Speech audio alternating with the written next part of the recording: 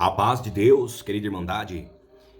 Eu sou o irmão Marcelo de Campo Grande, Mato Grosso do Sul, e eu gostaria de comentar sobre o projeto Resgate da Congregação Cristã no Brasil. Vejo que muitos irmãos e irmãs estão opinando e muitas vezes um comentário, uma opinião apressada, sem oração, sem reflexão.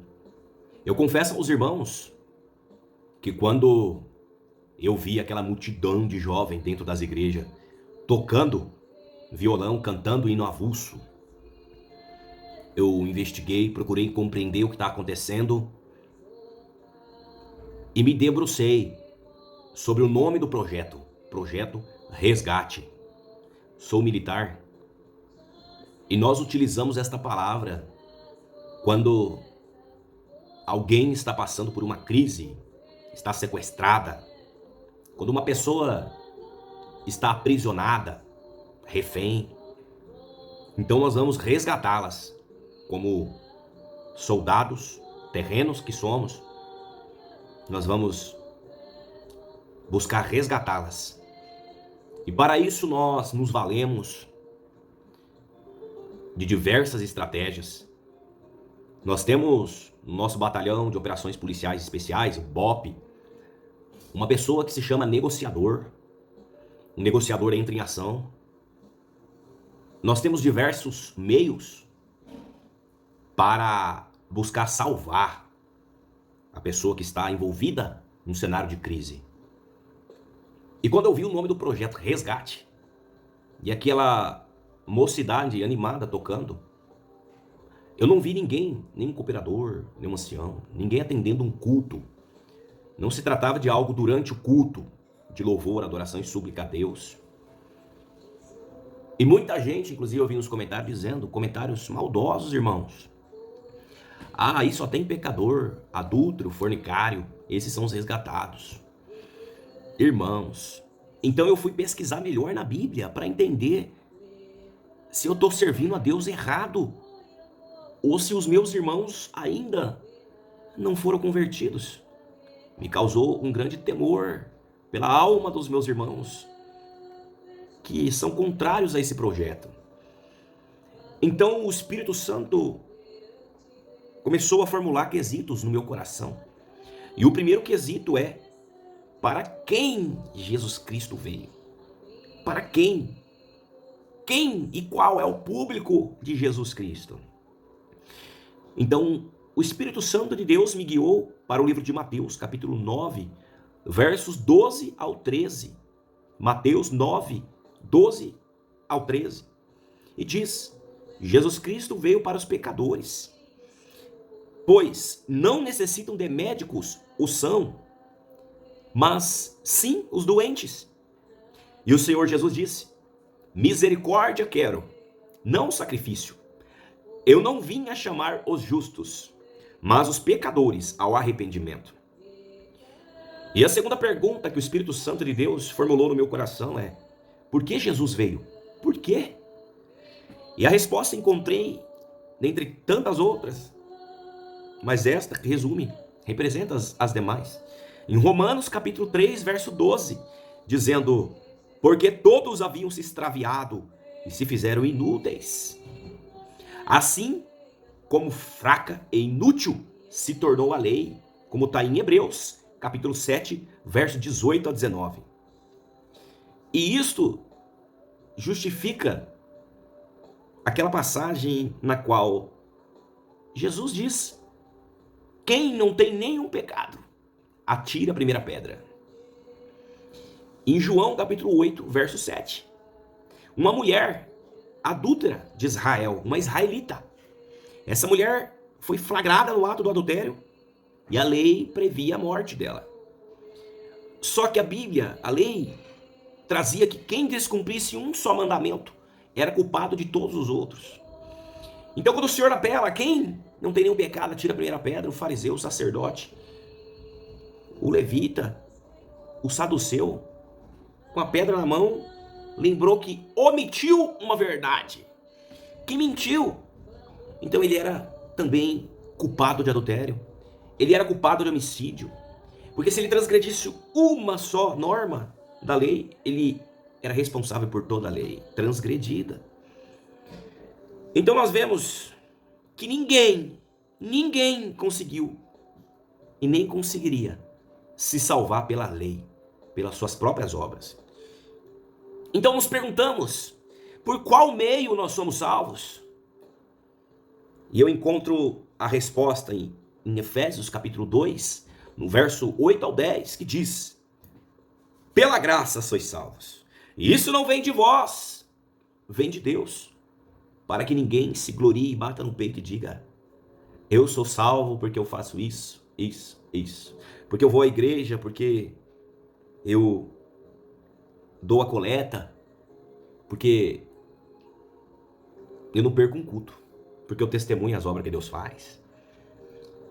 E muita gente acha que está salvo por causa disso. Mas a pergunta é: minhas obras podem me ajudar a ser salvo?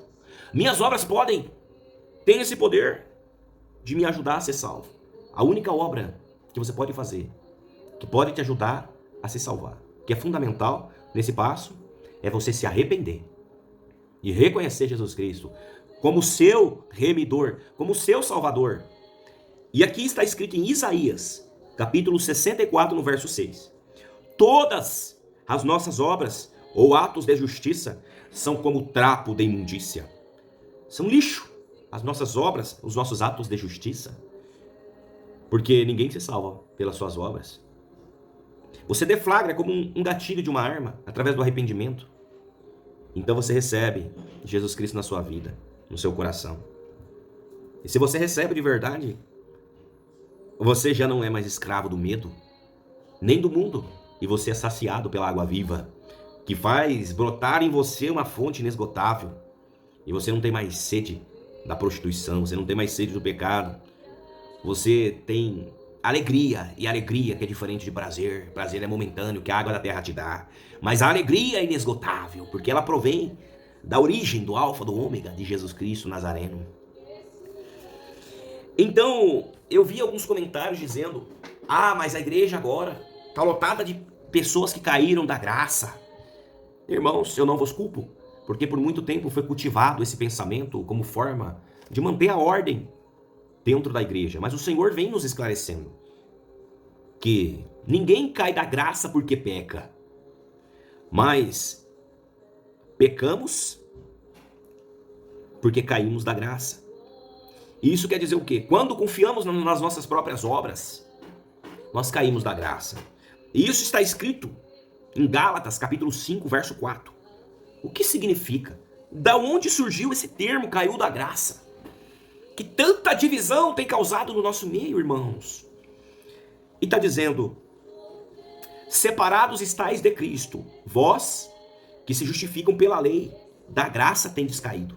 Então se você bate no seu peito e diz que você é salvo, porque você canta só o hino do inário, que você é salvo, porque você batizou nas águas em nome do Senhor Jesus e não perde um culto, e que você dá a coleta, e por isso você é salvo, aí sim você caiu da graça, porque você está justificando a tua salvação através das suas obras. E a palavra de Deus fala lá em Gálatas, capítulo 5, verso 4. Separados estáis de Cristo, vós que se justificam pela lei, da graça tendes caído. Irmãos, em vida, se você usa o termo cair da graça como sentido de perder a salvação, você estava enganado até hoje. Dia 1º de fevereiro de 2023, às 19 horas e 7 minutos.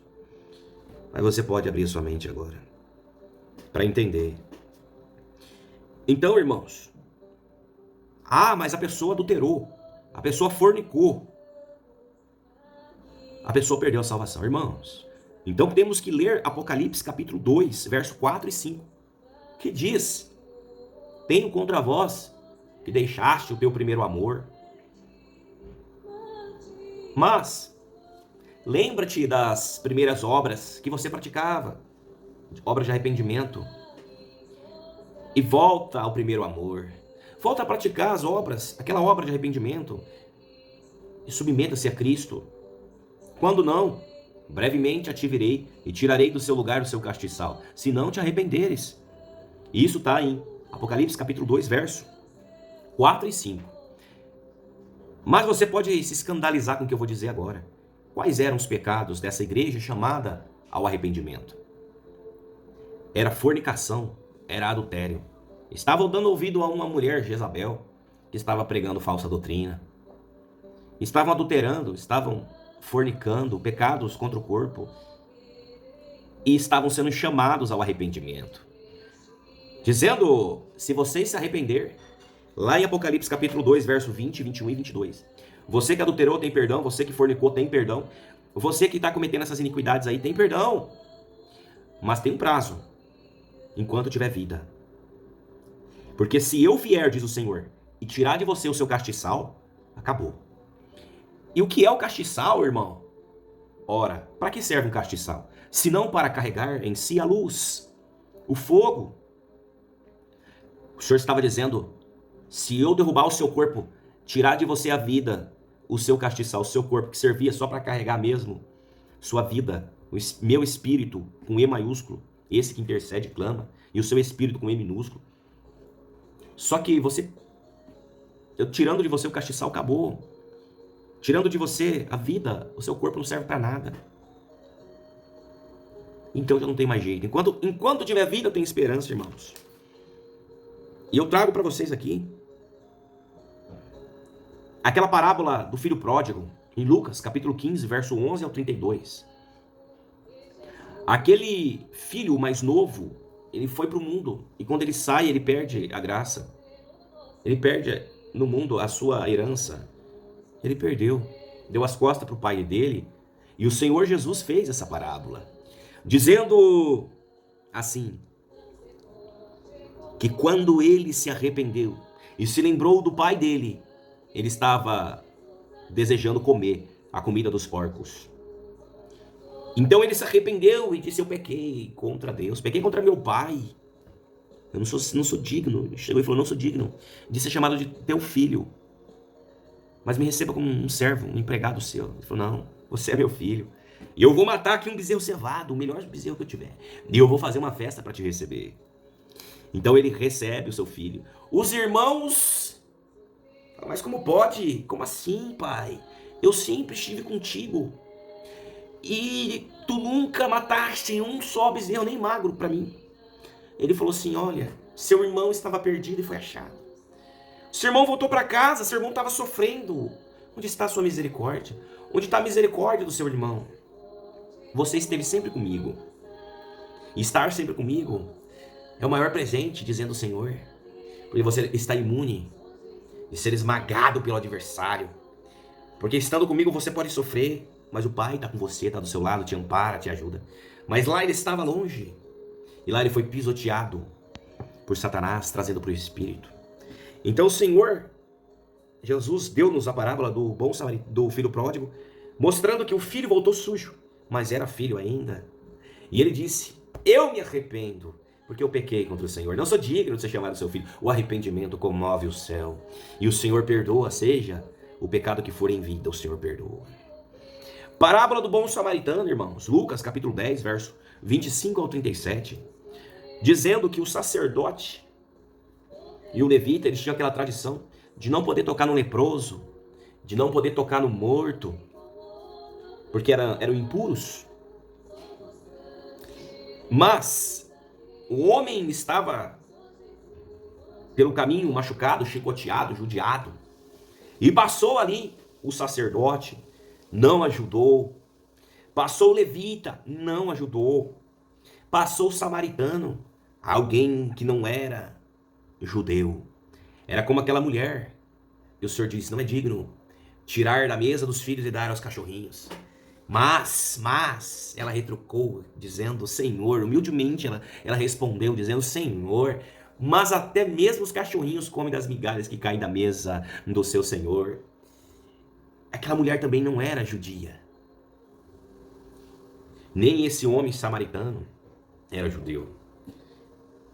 Mas ele ajudou. E essa parábola do bom samaritano surgiu, irmãos, quando os fariseus vieram provar, testar Jesus Cristo. E disse o que eu tenho que fazer para ser salvo. Aí o Senhor falou, responda, né? Você. Ele falou, amar a Deus sobre todas as coisas, teu próximo como a ti mesmo. Então o Senhor perguntou, e ele perguntou, o fariseu perguntou para Cristo, mas quem é o meu próximo?